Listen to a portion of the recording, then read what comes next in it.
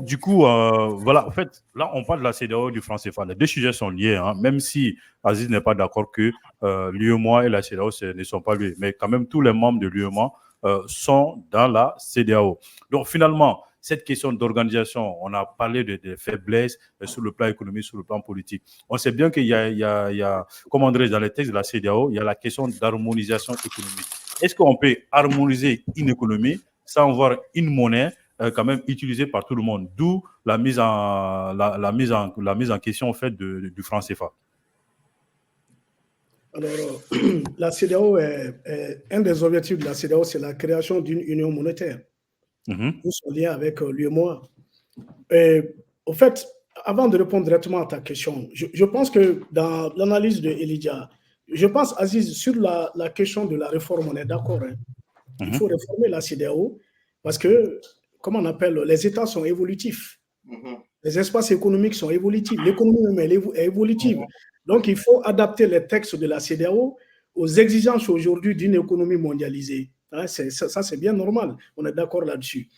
Maintenant, je pense par ailleurs que Toto et Adama, qui ont parlé de ces problèmes de, comment on appelle, de mesquinerie ou de taxation aux frontières, pour moi, ce sont des cas isolés, comme Elijah l'a dit. Ce ne sont pas, la CEDEAO ne demande pas ça.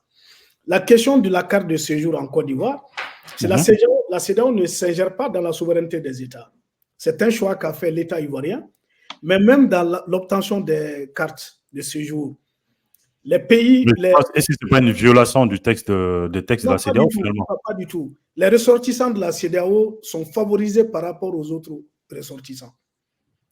Je ne connais pas bien le contenu de ces textes-là, mais j'ai eu ces informations-là il y a longtemps. Tu vois? Donc, c'est pour dire que la CEDEAO a ses insuffisances, mais elle a son utilité aussi. Maintenant, je suis d'accord qu'il ne faut pas que la CEDEAO soit un organe d'ingérence. Ça, c'est une de ses grandes faiblesses qu'il faut corriger. Et pendant la crise du Mali, je pense que l'organisation qui a le plus soutenu le Mali, contrairement à la Libye, c'est la CEDEAO. La CEDEAO a soutenu le Mali. Avant le coup d'État, la commission de la CEDEAO a fait une rencontre avec les parlementaires maliens. Et la CEDEAO était prête à mettre en place une troupe d'intervention au Mali. C'est cette troupe d'ailleurs qui devait constituer la MINUSMA et la MISMA. La MISMA, oui. Voilà. Mais malheureusement, quand il y a eu le coup d'État, les dirigeants maliens même, les militaires, eux-mêmes ont dit qu'ils vont appliquer l'accord d'Alger. Ce qui a modifié même le plan d'intervention de la CEDEAO. C'est pourquoi je le dis, si leur choix était de ne pas appliquer l'accord d'Alger, je pense qu'ils auraient peut-être eu plus de soutien.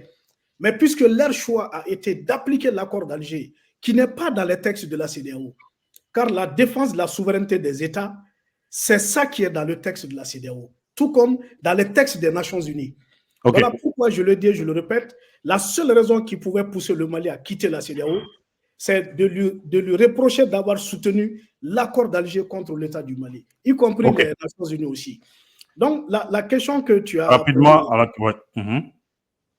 rapidement, oui, je peux continuer. J'ai même oublié la question là tellement... Ma question, bon, je reprends ma question. Aujourd'hui, on sait que dans le texte de la CEDEAO, on parle bien d'une harmonisation économique. Est-ce qu'on peut harmoniser une économie sans autant avoir une monnaie harmonisée quelque part? Parce que quand on regarde sur les pays de la CEDEAO, il y a plus de la moitié qui utilisent le franc CFA, mais quand même, c'est beaucoup par rapport à une question d'harmonisation économique. Est-ce que cette harmonisation économique est possible sans avoir une monnaie forte et une monnaie commune à tous les pays?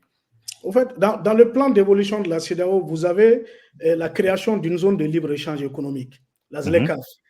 Et Aziz a dit que l'espace CEDEAO, pour l'instant, n'est pas une zone de libre-échange.